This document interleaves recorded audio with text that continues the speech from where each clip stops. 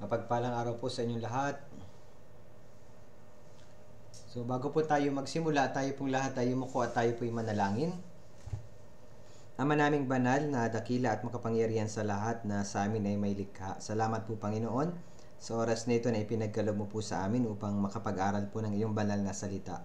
Panginoon, kami po ay nagpapasalamat dahil sa banal na dugo na idinanak mo sa krus upang bayadan ang lahat ng aming mga kasalanan. Kami po dati ay mga miserableng makasalanan na patungo sa impyerno, subalit dahil po sa iyong pag-ibig at sa iyong habag ay pinatawad mo po kami. At salamat po sa pagkakataong ipinagkaloob mo sa amin na makapaglingkod sa iyo sa pamamagitan po ng ministeryo sa church. Hinihiling po namin Panginoon na ikaw po ang gumabay sa amin. Kami po ay mahina at wala kaming kakayahan sa pamamagitan ng aming sarili at hindi po namin mauunawaan ang iyong salita sa pamamagitan ng aming sariling karunungan. Kaya kami po ay lubos na nagpapakumbaba sa iyong harapan na ikaw po ang gumabay sa amin. Nawa buksan mo po ang puso ng bawat isa na nakikinig ng iyong salita na maunawaan Panginoon ang iyong salita. At tulungan mo din po ako na maituro ko lamang ng tama ang iyong pong salita at hindi ang aking sariling opinion o kaisipan. Kaya mula sa simula hanggang sa matapos, ipinagkakatiwala po namin sa iyo ang lahat. Ito pong aming dalangin sa pangalan ni Jesus. Amen. So muli magandang araw po sa inyo. So i-meditate po natin yung topic natin ngayon, David became a king of Israel. So si David na naging hari ng Israel. So yung unang hari ng Israel, so i-meditate po natin kung bakit pinili ng Diyos si David. So ano yung mga katangian na David na matututunan natin na pwede nating gayahin para makapamuhay tayo ng ating buhay Kristiyano at magamit tayo ng ating Panginoong Diyos. So bakit kaya ginamit ng Diyos si David at bakit pinili ng Diyos si David? So si Haring Saul naman, yung unang hari ng Israel, bakit hindi ginamit ng Diyos si Saul ng tuloy-tuloy? Bakit na-disqualify si Saul bilang hari ng Israel? So, pag-isipan po natin ito. Sa una, ginamit po ng Diyos si Haring Saul. Siya po yung unang hari ng Israel. So, noong una, makikita natin yung katangian ni King Saul. Siya po ay napaka-mapagpakumbaba. Tingnan natin sa unang Samuel chapter 9. Verse 20 hanggang verse 21. Pakicheck sa inyong sariling Biblia. Unang Samuel chapter 9, verse 20 hanggang verse 21. 1 Samuel chapter 9, verse 20 hanggang verse 21. Babasahin ko. Tungkol sa iyong mga asno na 3 araw nang nawawala ay huwag mong alalahanin, sapagkat natagpuan na at para kanino ba ang lahat ng kanais-nais sa Israel? Hindi ba para sa iyo at sa buong sambahayan ng iyong ama? Verse 21, si Saul ay sumagot, hindi ba ako isang Benjaminita mula sa pinakamaliit na lipi ng Israel? At hindi ba ang aking angkan ang pinakahamak sa mga angkan ng lipi ng Benjamin? Bakit ka nagsasalita sa akin sa ganitong paraan? Makikita natin dito si Saul. So si Saul, tinawag niya yung kanyang sarili. Sabi niya, hindi ba ako isang Benjaminita mula sa pinakamaliit na lipi ng Israel? At hindi ba ang aking mga angkan ang pinakahamak sa mga angkan ng lipi ng Benjamin? So, dito makikita natin nung una si Saul, napaka-humble niya. Alam niya yung posisyon niya sa harap ng Diyos. Siya isa lamang hamak. Tinawag niya yung kanyang sarili na maliit, pinakamaliit, pinakahamak. So, parang, kumbaga, kumpara sa Diyos, napakaliit. Pinakamaliit na tribe. So, alam niya yung kanyang posisyon sa harapan ng Diyos. Kaya makikita natin si Saul, nung una, talagang ginamit siya ng Diyos. Nilukuban siya ng Espiritu ng Diyos. Sa unang Samuel, chapter 11, verse 6, tinan din natin. Unang Samuel, chapter 11, verse 6. So, babasahin ko po. Unang Samuel, chapter 11, verse 6. At ang Espiritu ng Diyos ay makapangyarihang lumukob kay Saul nang kanyang marinig ang mga salitang iyon, at ang kanyang galit ay lubhang nag-alab. So, may kita natin dito, ang Espiritu ng Diyos ay makapangyarihang lumukob kay Saul. Yung Espiritu ng Diyos kumikilos dun sa mga tao na ginagamit ng Diyos. Pero sino yung ginagamit ng Diyos? May kita natin si King Saul nung una, napaka-mapagpakumbaba niya sa harap ng Diyos. Alam niya yung kanyang posisyon sa harap ng Diyos. Ang Diyos po ay lumikha. Kaya napakahalaga na Diyos lamang yung ating paglingkuran at unahin sa ating buhay. Subalit si Saul, habang tumatagal, siya po ay naging hari, na-disqualify siya sa pagiging hari ng Israel. So, nung una, ginamit siya ng Diyos nung siya ay mapagpakumbaba. Pero, nung siya po ay naging hari, naging mapagmataas siya sa Diyos. Hindi siya lubusang sumunod sa Diyos. Tingnan natin, unang Samuel chapter 13, verse 13. Unang Samuel chapter 13, 13, versikulo 13. Babasahin ko po.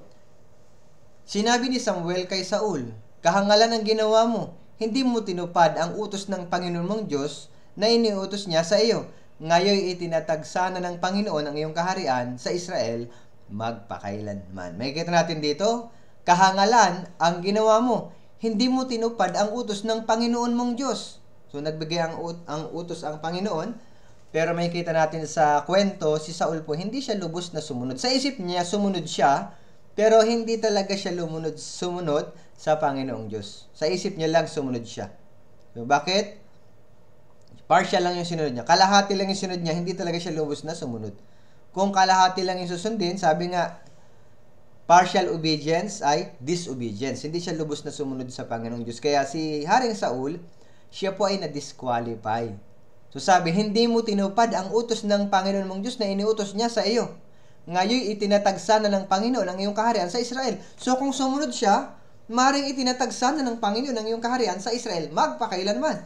So maring habang nabubuhay siya, siyang hari. Dong tuloy-tuloy. Pero na-disqualify siya.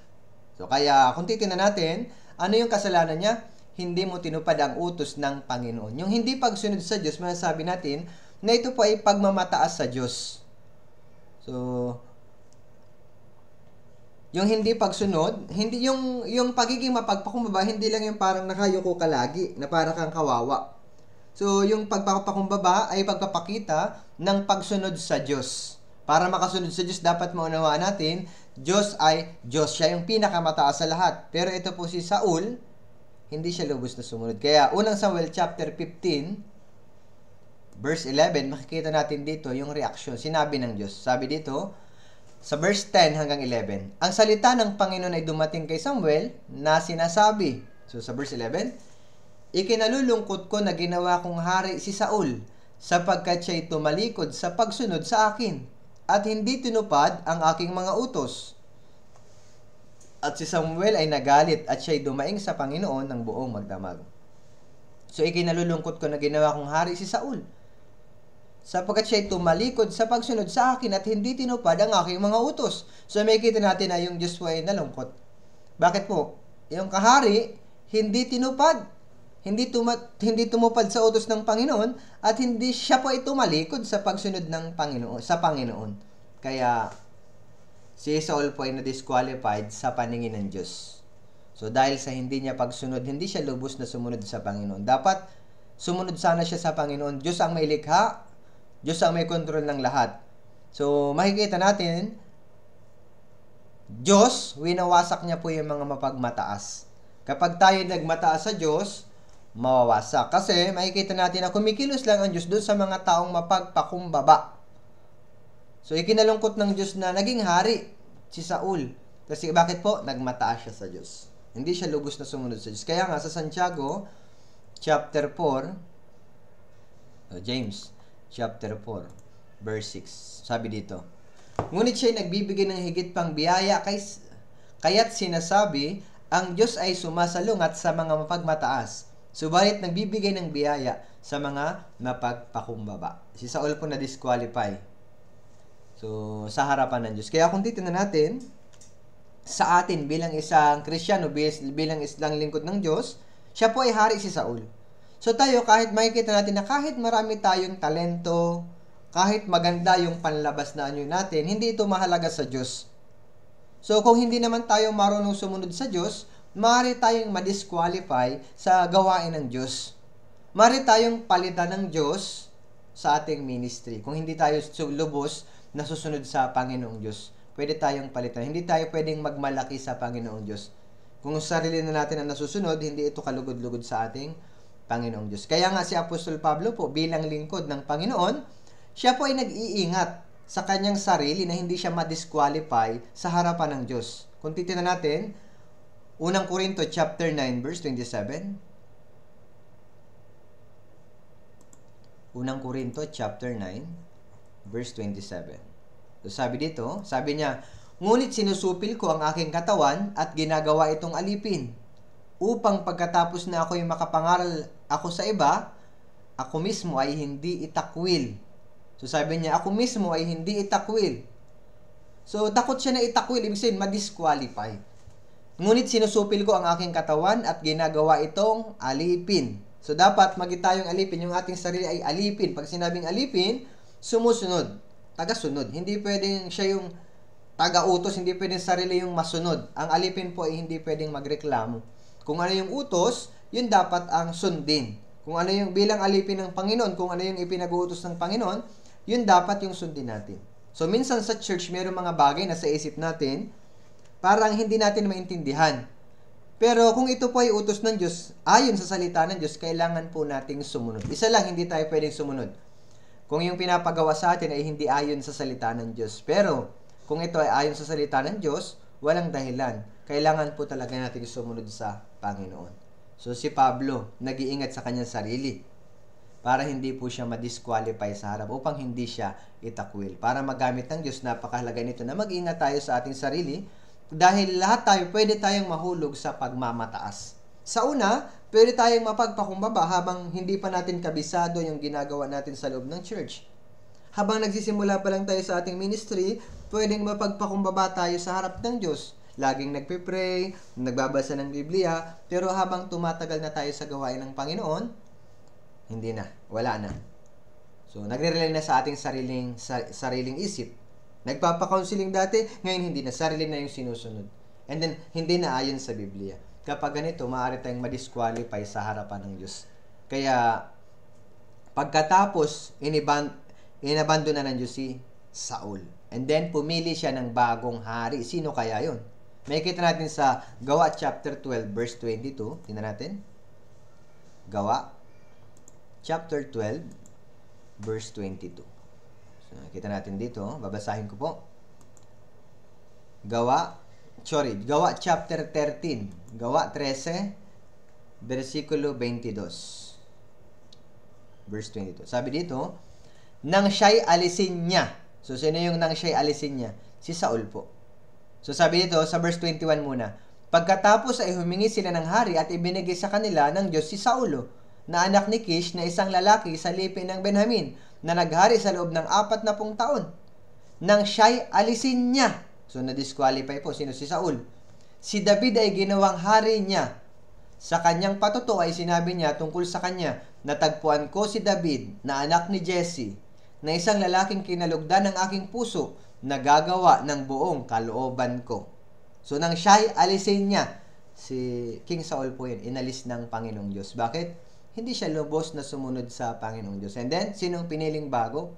Si David, na anak ni Jesse, isang lalaking kinalugdan ng aking puso, na gagawa ng buong kalooban ko. Kaya si David, inanoint siya bilang hari. Pinili ng Diyos si David bilang hari ng Israel. Tingnan mo natin sa unang Samuel chapter 16. Unang Samuel chapter 16 verse 1. So, babasahin ko po. Sinabi ng Panginoon kay Samuel, hanggang kailan mo iiyakan si Saul, gayong itinakwil ko na siya sa pagiging hari ng Israel. Punuin mo ng langis ang iyong sungay at humayo ka. Isusugo kita kay Jesse na taga Bethlehem, sapagkat ako'y naglaan para sa aking sarili ng isang hari mula sa kanyang mga anak na lalaki. May kita natin dito, sinabi niya kay Samuel, hanggang kailan kayo iyak? Si Saul, gayong itinakwil ko na siya sa pagiging hari ng Israel. Tinanggihan na po si Saul. So, makita bakit? Sabi niya, humayo ka, isinusugo kita kay Jesse na taga Bethlehem, sapagkat ako'y naglaan para sa aking sarili ng isang hari mula sa kanyang anak na lalaki. So, pumili ang Diyos isang hari daw sa anak ni Jesse. Sino po yun? Siya si David. Kaya, sa verse 13, kung titignan natin sa verse 13, kaya't kinuha ni Samuel ang sungay ng langis at binuhusan siya sa gitna ng kanyang mga kapatid. At ang Espiritu ng Panginoon ay dumating na may kapangyarihan kay David mula sa araw na iyon. At tumindig si Samuel at pumunta sa Rama. So, binuhusan po ng langis. Sabi diyan, kahit sungay ng langis at binuhusan siya sa gitna ng kanyang mga kapatid. At ang Espiritu ng Panginoon dumating na may kapangyarihan kay David. So, kumilos po yung Espiritu ng Panginoon kay David. Kaya, subalit, napakahalaga nito, pagkatapos na maging hari si Saul, mamatay si Saul, si David yung bagong hari. Pero, nung una si David po ay naging hari ng Juda ng 7 taon. Pagkatapos, naging hari na siya ng buong Israel. So, kung titignan natin sa 2 Samuel chapter 2 verse 4, Ikalawang Samuel chapter 2 verse 4. Sabi dito, kaya't pumunta roon si David at pati ang kanyang dalawang asawa, si Ahinoam, Nuamna, taga Jezreel, at si Abigail na Balo, na anak ni Nabal na taga Carmel. So, 2 Samuel chapter 2 verse 2. Babasahin ko din sa verse 4. Dumating ang mga lalaki ng Juda at kanilang binuhusan ng langis si David. So sabi, binuhusan ng langis si David upang maging hari sa sambahayan ng Juda. Nang kanilang sabihin kay David, ang mga lalaki ng Jabes Gilead ang siyang naglibing kay Saul. So dito po, binuhusan na naman po si David ng langis upang maging hari ng sambahayan ng Juda. Naging hari muna po siya, naging king si David ng Juda pagkatapos na mamatay si Saul, 7 years and 6 months. So, tingnan natin sa 2 Samuel chapter 2, verse 11. Then, tingnan natin, verse 11. Si David ay naghari sa Hebron, sa sambahayan ng Juda, ng 7 taon at 6 na buwan. So, yun po yung unang paghahari niya. And then, pagkatapos na madaig po si Saul, pagkatapos na maging hari si David, may mga pinagdaanan pa si David na hirap mula sa pamilya ni Saul, hanggang bago siya maging hari ng buong Israel. Tingnan natin sa 2 Samuel chapter 5 verse 3 and 4. 2 Samuel chapter 5 verse 3 and 4. Sabi, kaya't pumunta ang lahat ng matatanda sa Israel sa hari na nasa Hebron, at si Haring David ay nakipagtipan sa kanila sa Hebron sa harap ng Panginoon, at kanilang binuhusan ng langis si David bilang hari ng Israel. Si David ay 30 taong gulang nang siya'y magsimula maghari, at siya'y nagharing 40 taon. So, makikita natin na 3 beses na binuhusan ng langis si David. Ngayon, pag-isipan natin, bakit ginamit ng Diyos si David? Sa buhay ni Saul, matututunan natin dito kung ano yung attitude na ayaw ng Diyos sa kanyang mga lingkod. At sa pamamagitan ni David, mauunawaan din natin kung ano yung gusto niya sa kanyang mga lingkod. Sa pamamagitan ng kwento dito mula kay David, sa buhay ni David, so makikita natin sa lahat ng hari sa Israel, si David yung namuhay na malapit sa Panginoong Diyos. Kaya mainam na pag-isipan natin, bakit kaya si David yung pinili? Ano yung klaseng karakter meron si David? Una, tingnan natin sa 1 Samuel chapter 16 verse 11. So, makikita natin dito, 1 Samuel chapter 16, verse 11. Sabi, sinabi ni Samuel kay Jesse, narito bang lahat ang iyong mga anak? At kanyang sinabi, natitira pa ang bunso, ngunit siya'y nag-aalaga ng mga tupa. At sinabi ni Samuel kay Jesse, ipasando mo siya, sapagkat hindi tayo uupo hanggang siya'y dumating dito. So, sabi niyan, nung hinanap po ni Samuel si David sa kanyang amang si Jesse, sabi nung kanyang ama, ngunit siya'y nag-aalaga ng mga tupa. So, si David po, tagapag-alaga ng tupa. Yan yung araw-araw na ginagawa niya o task niya araw-araw. So, may kita natin na siya yung pinakabata, and then siya po yung gumagawa ng pag-aalaga ng tupa. Sabi, narito ba ang lahat ng iyong mga anak? At kanyang sinabi, natitira pa ang bunso. Natitira pa ang bunso. So, pinakabunso. Yung bunso, nag-aalaga ng tupa. And then, makikita natin si David, makikita natin dito, bata pa lang, nag-aalaga na siya ng tupa. And then, iniingatan niya yung mga tupa, kahit nasa delikadong sitwasyon. Makikita natin sa kanya, sense of responsibility. Sa murang edad, meron na siyang sense of responsibility, meron na siyang malasakit dun sa mga inaalagaan niya. 1 Samuel chapter 17, verse 34, tinan din natin. 1 Samuel chapter 17, verse 34. Babasahin ko po. Ngunit sinabi ni David kay Saul, ang iyong lingkod ay nag-aalaga ng mga tupa para sa kanyang ama. Kapag may dumating na leyon o kaya oso at kinukuha ang isang kordero sa kawan, verse 35, ay hinahabol ko siya at aking pinapatay at aking inililigtas ang kordero mula sa kanyang bibig. Kapag dinaluhong ako, ay aking hinahawakan ng panga, aking sinasaktan at pinapatay. Verse 36, nakapatay ang iyong lingkod ng mga leyon at mga oso, at ang Pilisteyong ito na hindi tuli ay magiging isa sa kanila, yamang kanyang hinamon ang mga hukbo ng Diyos na buhay. Makikita natin dito, si David nakapokus talaga siya sa trabaho niya, and then napakasipag niya, tapat siya sa kanyang ginagawa sa araw-araw. Pag may nakita siya na oso o kaya leon na inaatake yung kanyang mga tupa, mga kawan, anong ginagawa niya sa leon? Pinapatay niya. So, pinapatay niya. Sabi diyan, ang makikita natin diyan na pinapatay niya yung mga leon. Iniingatan niya yung kanyang mga alagang tupa. Ang tawag diyan, makikita natin, masasabi natin na meron siyang sense of responsibility. Iniingatan niya yung kanyang mga tupa kahit walang nakatingin sa kanya, kahit mag-isa lang siya, walang nanonood. Pag nakita niyang paparating yung mga leon, pinagtatanggol niya po yung kanyang mga tupa. So, makikita natin dito, mahalaga talaga na training yung nangyari kay David. Sa pag-aalaga pa lang ng tupa, meron na siyang responsableng puso. And then, makikita natin na nakasama niya ang Diyos. Sa batang edad pa lang, makikita natin kumikilos na sa kanya ang Diyos. Tingnan natin sa verse 37, Samuel chapter 17, verse 37. Sinabi ni David, ang Panginoon na nagligtas sa akin sa mga kuko ng leon at ng oso ay siyang magliligtas sa akin sa kamay ng Pilisteyong ito. At sinabi ni Saul kay David, humayo ka at samahan ka ng Panginoon. Sabi niya, ang Panginoon na nagligtas sa akin sa mga hukbo ng leon at ng oso ay siyang magliligtas sa akin sa kamay ng Pilisteyong ito.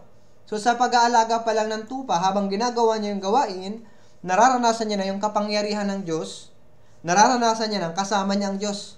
Kaya napakahalaga ito sa paglilingkod sa Diyos. Habang ginagawa yung gawain ng Diyos, bilang mga Kristiyano, nararanasan ba natin ang pagkilos ng Diyos sa ating buhay? O gumagawa na lang tayo ng gumagawa ayon sa ating sarili na kahit wala yung pagkilos ng Panginoong Diyos. Mahalaga po ito. And then mahalaga itong pagiging tapat sa ating ginagawa. Tingnan natin sa 1 Corinto chapter 4 verse 1. Bilang mga lingkod ng Panginoong Diyos, habang naglilingkod tayo pagkatapos maligtas, 1 Corinto chapter 4 verse 1. Sabi, 1 Corinto chapter 4 verse 1 and 2. Kaya't ituring ninyo kami bilang mga lingkod ni Kristo at mga katiwala ng mga hiwaga ng Diyos. Bukod dito, kailangan sa mga katiwala na sila ay matagpo ang tapat. Sabi, kailangan sa mga katiwala na sila ay matagpo ang tapat. Katiwala. Ano man ang ginagawa natin sa church, na paglilingkod sa Panginoon, ano man yung ministry na natanggap natin, yan ay pinagkatiwala sa atin ng Panginoong Diyos. Sabi, kailangan matagpo ang tapat. Pag sinabing tapat, isa dyan, yung ginagawa natin ang ating gawain kahit walang nakatingin. Isaalang-alang natin ang Panginoong Diyos nakatingin sa atin kahit wala nakatingin na kung sino man sa atin nagbabantay. Sa construction, nakita ko po habang gumagawa, yung construction worker, kapag iniwan mo sila, ang tagal nilang ibaon ng pako. Ang tagal ibaon. Ilang pukpuk bago bumaon ang pako. Ang tagal. Sinasadya talaga nilang ang tagal. Pero pag nandiyan ka, ilang pukpuk lang po, babaon agad yung pako. Nalaman ko, sabi pala ng mga brother, ay kasi po, pag wala pong bantay, magpe-petiks sila sa gawain. Kailangan po, pag nagpapagawa, tingnan lagi sila. So, ganito ang nangyayari sa mga unbelievers. Pero pagkatapos na maligtas tayo, mahalaga na isaalang-alang natin ang mata ng Diyos ay laging nakatingin sa atin. Lalo na yung trabaho ng pagliligtas ng kaluluwa sa mga brothers and sisters, paglilingkod sa church. Kailangan gawin natin yung ating ginagawa na hindi lang kung may tumitingin sa atin. Colossians chapter 3 verse 22 and 23. Tingnan natin. Colossians chapter 3 verse 22 hanggang verse 23. Mga alipin, sumunod kayo sa lahat ng mga bagay sa mga Panginoon ninyo sa lupa, hindi naglilingkod kung may tumitingin. na gaya ng pagbibigay lugod sa mga tao, kundi sa katapatan ng puso na may takot sa Panginoon. Ano man ang inyong ginagawa ay inyong gawin ng buong puso, na hindi gaya sa Panginoon at hindi sa mga tao. Na gaya ng sa Panginoon at hindi sa mga tao. Yamang inyong nalalaman na sa Panginoon itatanggapin ninyo ang gantimpalang mana, paglingkuran ninyo ang Panginoong Hesukristo. Sabi, ano man ang inyong ginagawa, gawin nyo ng buong puso, hindi gaya ng sa mga tao. Yung paglilingkod natin sa church, ginagawa natin sa church, ito ay sa Diyos, hindi sa tao. And then, haharap tayo sa Diyos.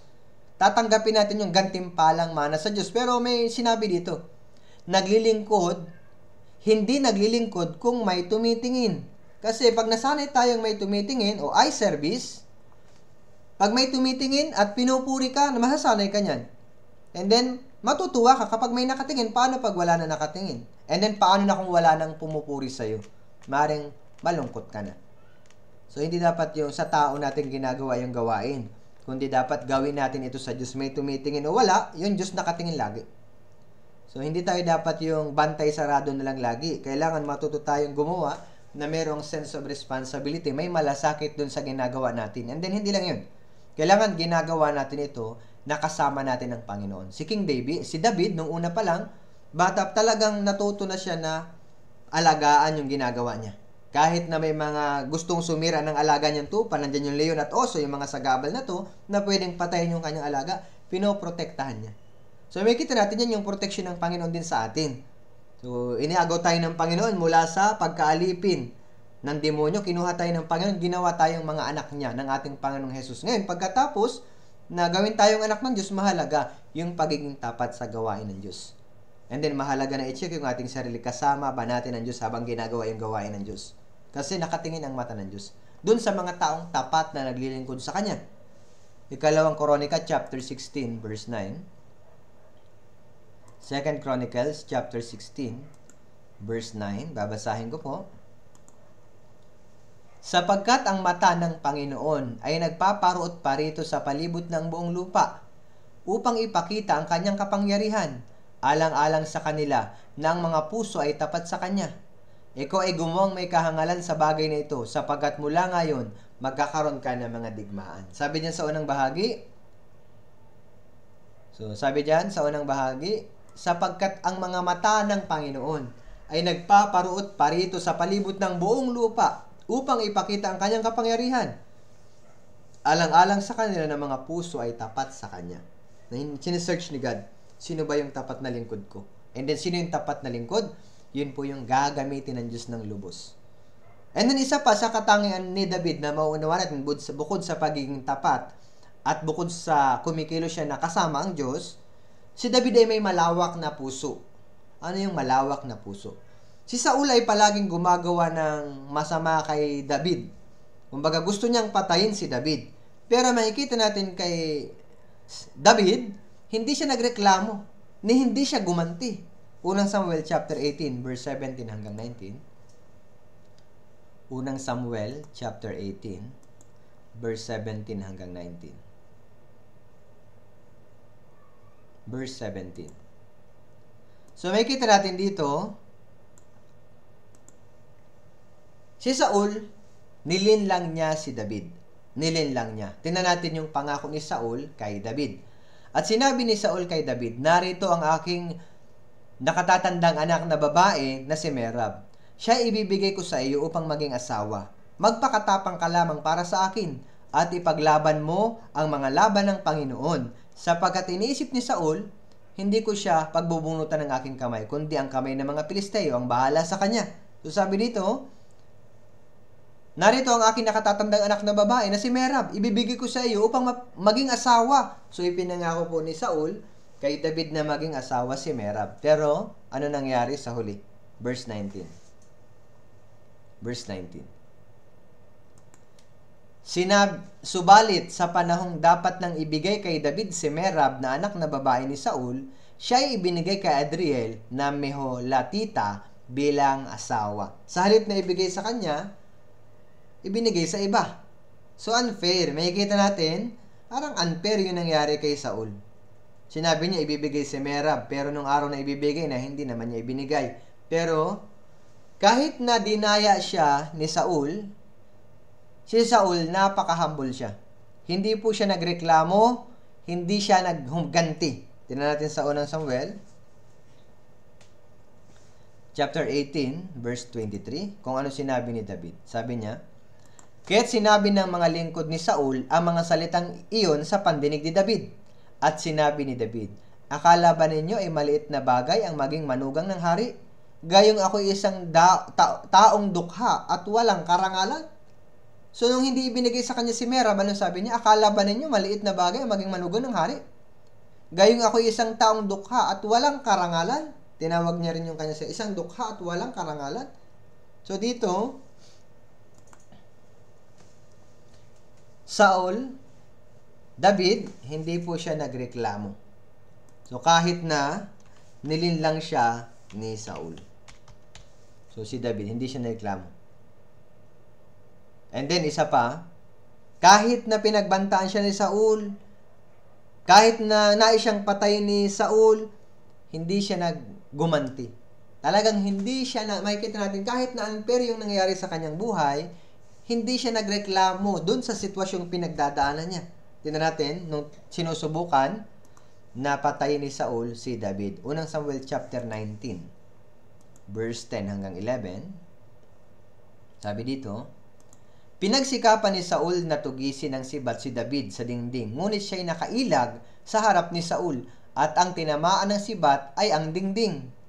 Tumakbo si David at tumakas ng gabing iyon. Nagpadala si Saul ng mga sugo sa bahay ni David upang siya'y matyagan, upang siya'y patayin sa kinaumagahan. Subalit sinabi kay David ng kanyang asawang si Michal, kapag hindi mo iniligtas ang iyong buhay ngayong gabi, bukas ay mapapatay ka.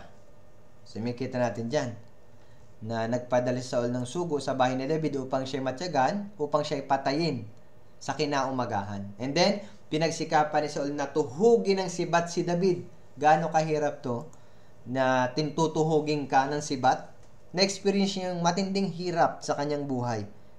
Bago siya naging hari, talagang matinding hirap yung pinagdaanan niya. Dahil sa inggit. So, si Saul po ay nainggit kay David. Kaya, ninais ni Saul na patayin si David. Tingnan natin unang Samuel chapter 24. Verse 5 and 6. May kita natin, kahit na gumagawa ng mali si Saul kay David, ano kaya ang reaksyon ni David? Gaganti ba siya? Hindi po siya gumanti. Unang Samuel 24, verse 5 and 6. Unang Samuel chapter 24, verse 5 and 6. Babasahin ko. So, may kita natin dito.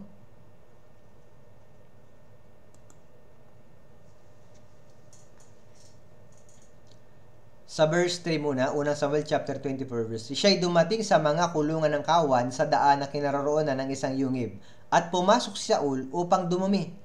Samantala, si David at ang kanyang mga tauhan ay nakaupo sa kaloob-loobang bahagi ng yungib, at sinabi ng mga tauhan ni David sa kanya, narito ang araw na sinabi ng Panginoon sa iyo, aking ibibigay ang iyong kaaway sa iyong kamay, at iyong gagawin sa kanya kung ano ang gusto mo. Nang magkagay tumindig si David, at lihim na pinutol ang laylayan ng balabal ni Saul.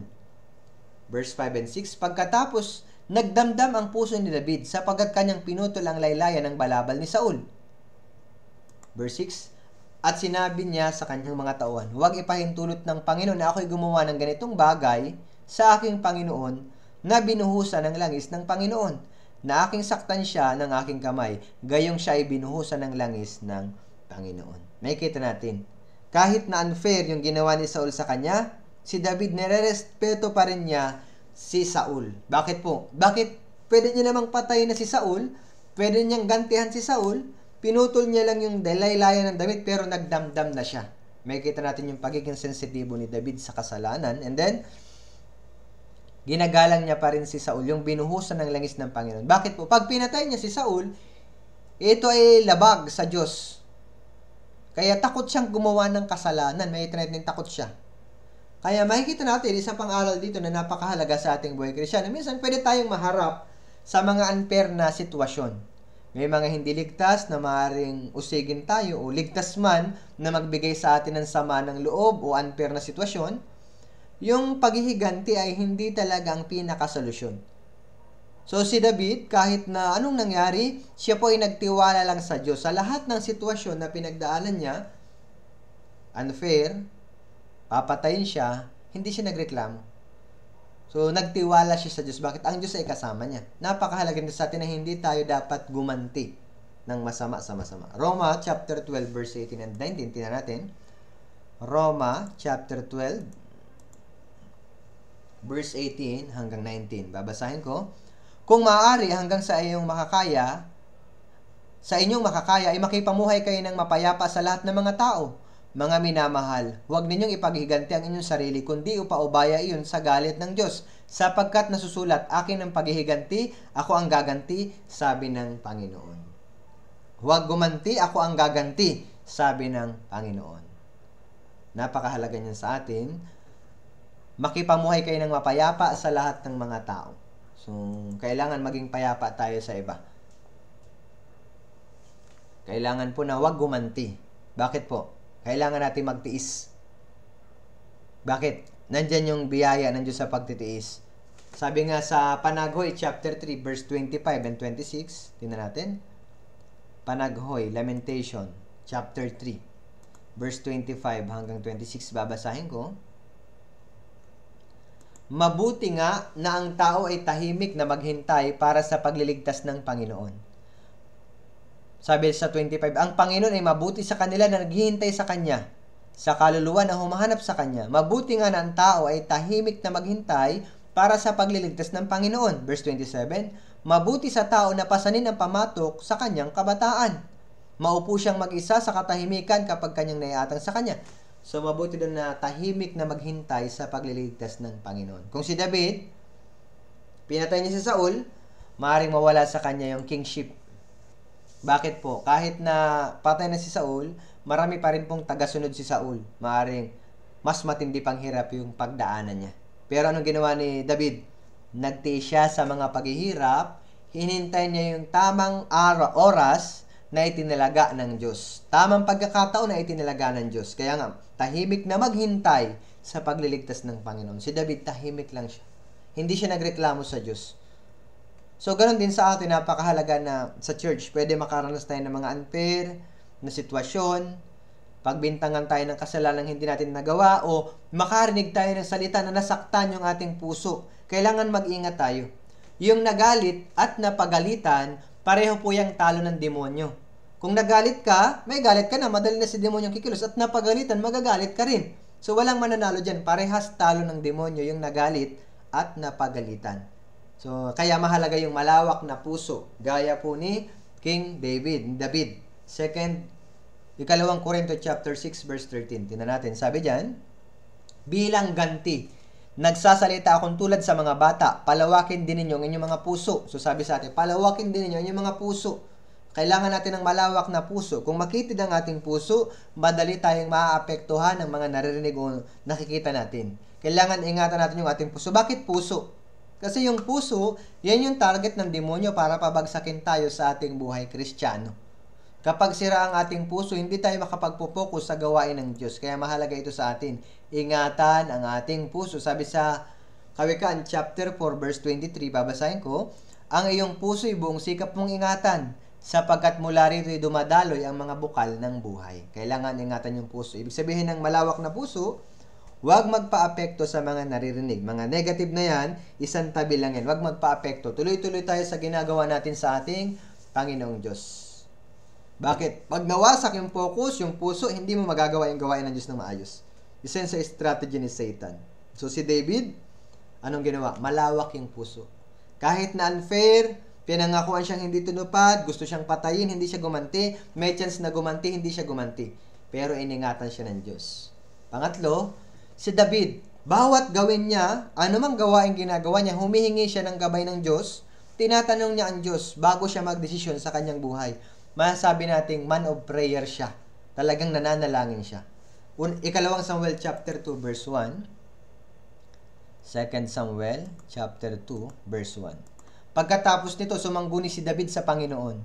Pupunta ba ako sa alinman sa mga lungsod ng Juda? At sinabi ng Panginoon sa kanya, pumunta ka At sinabi ni David, saan ako pupunta? At kanya sinabi sa Hebron. So makikita natin, sumangguni si David sa Panginoon. Pupunta ba ako sa alinmang lungsod ng Juda? At sinabi ng Panginoon. So, lagi siya nagtatanong sa Diyos. Maayos yung relasyon niya sa Diyos. Bago siya gumawa ng isang desisyon, tinatanong niya muna ang Diyos. Tinitiyak niya, yun bang gagawin ko? Ito ba'y kalooban ng Diyos? Maayos ba ito sa harap ng Diyos? Unang Samuel 23 verse 2. Unang Samuel chapter 23 verse 2. Kaya't sumangguni si David sa Panginoon na nagsasabi, lalakad ba ako at aking sasalakayin ang mga Pilisteyong ito? Sinabi ng Panginoon kay David, lumakad ka at iyong salakayin ang mga Pilisteo at iligtas mo ang kila. So dito ulit, nagtanong ulit siya sa Panginoon. Sabi niya, kaya't sumangguni si David sa Panginoon. So verse 4, Unang Samuel 23 verse 4. Kaya't sumangguning muli si David sa Panginoon at sinabi ng Panginoon sa kanya, oo, lumusong ka sa kila. Sumangguni muli si David sa Panginoon. So makikita natin na nagtitiwala siya sa Diyos. Hindi mahalaga kung marami tayong alam. Ang mahalaga dito, paano tayo nagtitiwala sa Diyos. Minsan nag-isip tayo, ano bang gagawin ko? Mahina ako. Mahina, pero ano dapat natin gawin? Magtiwala sa Diyos. Ipagkatiwala sa Diyos yung mga gagawin natin. Ginagamit ng Diyos yung mga tao na nagtitiwala sa Kanya. Si David, kinukonsider niya talaga ang Diyos bilang Diyos kasi tinatanong niya ang Diyos bago siya gumawa ng desisyon. So, sa mga hari ng Israel, siya po yung pinakamalapit sa Diyos na hari ng Israel. Sabi nga sa Awit 27 verse 11, so tingnan natin, Awit chapter 27 verse 11, sinabi ni David, ituro mo sa akin, O Panginoon, ang iyong daan. Akayin mo ako sa patag na landas dahil sa aking mga kaaway. So dito pa may kita, ituro mo sa akin, O Panginoon, ang iyong daan. Akayin mo ako sa patag na landas. So kailangan maunawaan natin yung daan ng Diyos. Minsan may daan tayo na gusto nating masunod. Bigla tayo nagdidesisyon sa atin sa sarili. Halimbawa, nagpapa-counseling. Pag magpapa-counseling, nakapag-desisyon na siya. Hindi na counseling yun. Kung magpapa-counseling, dapat hindi pa tayo gumagawa ng desisyon. Counseling, di ba, paghihingi ng payo? And then, pag natanggap natin yung payo ayon sa Biblia, kailangan nating sumunod doon sa sinasabi ng Biblia. Hindi yung ating sarili yung sundin natin. Kaya, yung Diyos, sino ginagamit niya? Yung mga nagtitiwala sa Diyos. Kaya nga masasabi natin na yung buhay Kristiyano ay hindi gaano kakalakas. Kundi kung gaano ka nagtitiwala sa Diyos. Si David, natalo niya si Goliath hindi dahil malakas siya. So, mahiganti si Goliath. Pero tinalo niya si Goliath hindi dahil sa kanyang sariling lakas, kundi dahil nagtiwala siya sa Panginoong Diyos. Ganon din sa atin. Pwede tayong maharap sa maraming pagsubok sa ating buhay, pero nasabi ng Biblia, iba-ibang sari-saring pagsubok, di ba? Santiago chapter 1 verse 2. Santiago chapter 1 verse 2, sabi, mga kapatid ko, ituring ninyong buong kagalakan kapag kayo naharap sa sari-saring pagsubok. So, meron tayong iba-ibang pagsubok sa araw-araw. Minsan, hindi natin alam kung paano tayo makakatakas. Pero napakahalaga, hindi mahalaga gaano tayo kalakas. Mahalaga, paano tayo nagtitiwala sa Diyos. Si David, na-overcome niya si Goliath dahil nagtiwala siya sa Diyos, umasa siya sa Diyos. Yung Diyos po, iniingatan yung mga taong nagtitiwala sa Kanya. Isaiah 26 verse 3, tingnan natin. Bilisan ko lang po. Isaiah sa Old Testament, chapter 26, verse 3. Babasahin ko, iyong iingatan siya sa ganap na kapayapaan na ang pag-iisip ay nananatili sa iyo sapagkat siya'y nagtitiwala sa iyo. Iyong iingatan siya sa ganap na kapayapaan na ang pag-iisip ay nananatili sa iyo. Opo, yung mga tao na ang pag-iisip ay nasa Diyos, iniingatan ng Diyos. Si David ay nagtiwala sa Diyos, umaasa sa Diyos. Paulit-ulit na nagtatanong siya sa Diyos. Nagko-consult siya sa God first. Yun yung una muna. 2 Samuel chapter 5 verse 19. Tingnan natin. 2 Samuel chapter 5 verse 19. Isa pa ito. Sabi dito, sumangguni si David sa Panginoon. Aahon ba ako laban sa mga Pilisteo? Ibibigay mo ba sila sa aking kamay? Sinabi ng Panginoon kay David, umahon ka sapagkat tunay na aking ibibigay ang mga Pilisteo sa iyong kamay. Lagi siyang sumasangguni sa Panginoong Diyos. Napakahalaga nito sa ating buhay Kristiyano. Bago tayo gumawa check muna, ito ba ang gusto ng Diyos? Papaano? Hindi naman natin pwedeng kausapin ng Diyos ngayon. Sa pamamagitan po ng Biblia, pwede tayong malaman natin yung kalooban ng Diyos. Sa pamamagitan ng pagka-counseling sa mga pastor, pwede nating maunawaan yung kalooban ng Diyos. And then, sunod, si David, nananalo siya sa mga kalaban, napagtatagumpayan yung mga hirap dahil po sa pagtatiwala sa Diyos. Tingnan natin, 2 Samuel chapter 5, verse 24 and 25. 2 Samuel chapter 5, verse 24 and 25. Sabi, kapag iyong narinig ang yabag ng lakad ng mga dulo ng mga puno ng balsamo, lumusob ka agad sapagkat lumabas na ang Panginoon sa harap mo upang lupigin ang hukbo ng mga Pilisteo. Gayon ang ginawa ni David, gaya ng iniutos ng Panginoon sa kanya, at tinalo niya ang mga Pilisteo mula sa Geba hanggang dumating sa Gezer. So sabi diyan,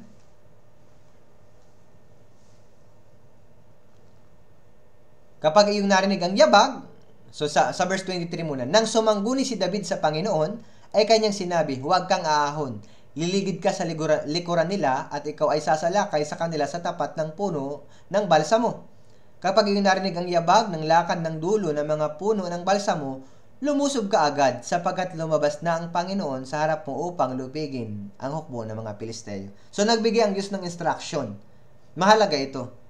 Nagtanong siya, ibinigay yung instruction, sabi ng Panginoon, huwag kang aahon, liligid ka sa likuran nila at ikaw ay sasalakay sa kanila sa tapat ng mga puno ng balsamo. Yun yung instruction. Kapag narinig niyo yung yabag ng lakad ng mga dulo ng mga puno ng balsamo, lumusob ka agad. Yun yung instruction. Anong ginawa ni David? Gayon ang ginawa ni David, gaya ng iniutos ng Panginoon sa kanya. Napakagandang pakinggan. Gayon ang ginawa ni David, gaya ng iniutos ng Panginoon sa kanya. Ano na result? Tinalo niya mga Pilisteo mula sa Geba hanggang dumating sa Gezer. Gusto ng Diyos sumunod si David? Tinanong ni David ang Diyos, ano yung dapat kong gawin? Ngayon, matapos na dumating yung salita ng Diyos kay David, agad po siyang sumunod kung ano yung iniutos ng Diyos. Kaya makikita natin, yung buhay ni David ay larawan ng ating buhay Kristiyano. Tinalaga ng Diyos, naglatatag ang Diyos ng kanyang mga tao para gumawa ng gawain ng Panginoong Diyos. Ngayon, yung asal natin, napakahalaga habang ginagawa yung gawain ng Diyos. Minsan, marami tayong alam.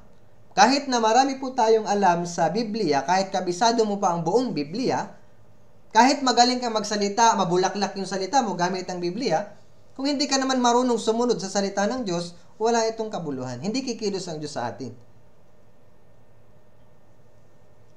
Pero kahit kaunti lang yung sapat, alam mo, pero marunong tayong sumunod, unti-unti, dinadagdagan ng Diyos yung ating kaalaman.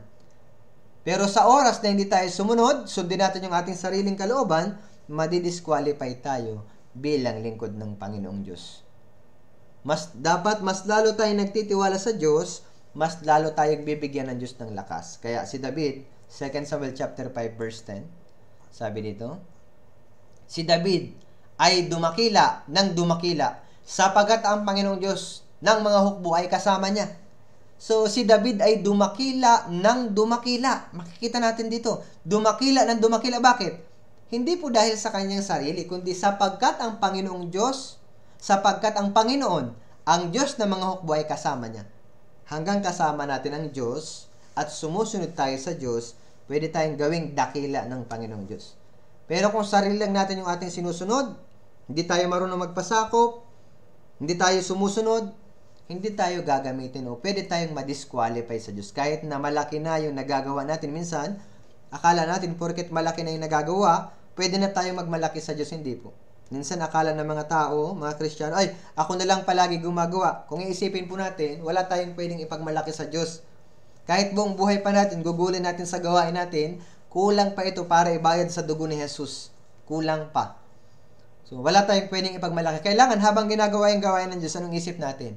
Lord, kulang pa ito. Tulungan mo ako, magawa ko pa yung, madagdagan ko pa ito. Dahil alam ko, kulang pa yung ginagawa ko para sa iyo, para ibayad sa dugo ni Jesus. Napakahalaga habang ginagawa yung gawain ng Diyos. Ano nangyari kay David, Sauli? Ginawa po siyang hari ng buong Israel. Diyos ang nagtatatag ng kanyang mga lingkod Kahit ano po, pastor o ano mga ministry sa loob ng simbahan, Diyos po ang nagbibigay ng ministry. Pero hanggang meron tayong maayos na relasyon sa Diyos, mau-overcome natin yung mga hirap na yan.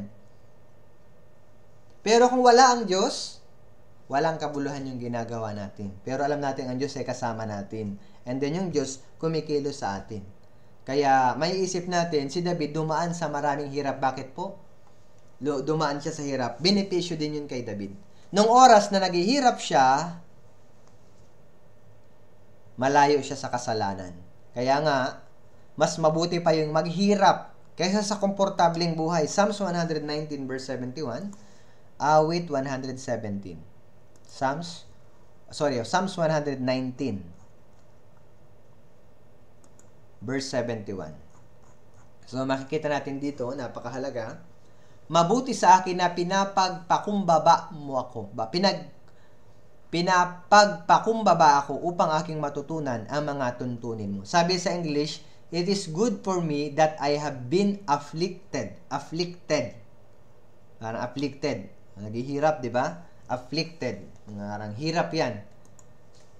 So, nung time na si David po, mas mabuti daw, it is good for me that I have been afflicted. Good for me. Hindi sinabing bad for me na maghirap ako. Mas mabuti pa sa akin. Tulong ito. Bakit po? Upang aking mga matutunan ang mga utos mo. Doon po sa mga hirap, na pinagdadaanan natin, natututunan natin yung salita ng Diyos. Sabi nga ng ating senior pastor, si Pastor Johan Ri, Reverend Johan Ri, hindi natin matututunan ang Biblia na nakaupo lang, nakatingin lang sa Bible, nagbabasa, hindi. Pero sa labas, habang gumagawa tayo ng gawain ng Diyos, na-experience natin yung pagkilos ng banal na Espiritu, doon lumalago tayo. Kaya makikita natin si David, doon sa mga hirap niya, kasama niya ang Diyos, mas lalo siya nagtiwala sa Diyos, itinaas siya ng Diyos. Kaya isa pa dyan, makikita natin, si David talaga, nakaiwas siya sa kasalanan nung time na naghihirap siya, hindi siya nakakagawa ng kasalanan. Kaya isa pa, na bagay kay David na pahabol. Alam niya yung posisyon niya sa harap ng Diyos. Isa lang siyang batang lalaki na tagapag-alaga ng tupa, and then, tagapag-alaga ng tupa, at iniligtas niya yung mga tupa sa bibig ng leon at ng oso. Pero natalo niya si Goliath. Kahit na mukha lang siyang walang kapangyarihan, pinagtawa na lang siya ni Goliath, pero alam niya yung Diyos kasama niya. Hindi siya na-depress. Pwedeng ma-depress na siya. Siguro daming hirap na yun na pinagdaanan niya, pwedeng ma-depress. Pwedeng sumuko na siya sa kanyang buhay. Pero anong ginawa niya? Sa halip na sumuko at sa halip na tumigil, nagpatuloy siyang magtiwala sa Diyos, nag-consort siya sa God. Kahit na po naging hari na siya, alam niya pa rin yung posisyon niya sa harapan ng Diyos. Kaya nga, nakagawa siya ng kasalanan sa Diyos, kay Batseba, at dun sa kanya lingkod, pagpatay at pangangalo niya, anong ginawa niya? Lord, ibalik mo sa akin ang kagalakan ng kaligtasan. Nawala na yung joy, pero gusto niya pa rin maayos na relasyon sa Diyos. Kapag gumagawa ng desisyon, ikinukonsulta niya sa Diyos. Nakikipag-usap siya sa Diyos. Gusto niyang maayos na relasyon sa Diyos. Gusto niyang hingiin na ma-restore yung relasyon niya sa Diyos. Bakit? Kung wala ang Diyos, wala tayong kabuluhan. Kung putol yung fellowship natin sa God, wala tayong magagawang anuman. So si David, pinili ng Diyos. Bakit po? Hindi dahil sa panlabas na anyo. Ang Diyos hindi nakatingin sa panlabas na anyo. Sabi sa unang Samuel chapter 16, verse 7, makikita natin. Unang Samuel chapter 16, verse 7. Sabi, ngunit sinabi ng Panginoon kay Samuel, huwag mong tingnan ang kanyang mukha o ang taas ng kanyang tindig, sapagkat itinakwil ko siya. Sapagkat hindi tumitingin ang Panginoon na gaya ng pagtingin ng tao. Ang tao ay tumitingin sa panlabas na anyo, ngunit ang Panginoon ay tumitingin sa puso. Mahalaga yung puso natin habang naglilingkod. Mahalaga yung puso na gustong-gustong maglingkod sa Diyos. Hindi lang yung panlabas. Minsan may mga taong okay lang sa panlabas. Mukhang okay, mabulaklak magsalita. Meron namang tao na hindi marunong magsalita. Pero yung puso niya talaga tapat sa Panginoon Diyos. Yun ang tinitinan ng Diyos, yung puso. Hindi yung panlabas na anyo. Akala ni Samuel, si Eliab, nang hinirang ng Panginoon kasi siguro maayos yung pangangatawan ni Eliab, pero hindi pala yun, kundi si David. Bakit? na-experience ni David ang Diyos. Bata pa lang siya, naranasan niya yung pagkilos ng Diyos mula sa pag-aalaga ng tupa. And then may sense of responsibility si David. Lagi siyang kumukonsulta sa Panginoong Diyos. Kaya hindi mahalaga po yung talent, galing sa gawain ng Diyos. Sabi nga, di ba, sa 2 Timothy, yung kasangkapan sa loob ng bahay, ginto, pilak, mahalagang bato. So, kahoy, luwad. So, ginto, pilak, kahoy, luwad. So, sinong gagamitin? Kung sino po yung malinis sa harapan ng Diyos. So, kung sino yung malinis. Hindi mahalaga kung ginto. Kahit ginto, kung madumi, kung baso may ginto, gawa sa ginto yung baso, pero may tae, hindi mo yun gagamitin. Pero kahit kahoy, pero malinis, gagamitin mo yung kahoy. Ang issue sa Panginoon Diyos, para gamitin tayo ng Diyos, malinis tayo sa harapan ng Diyos.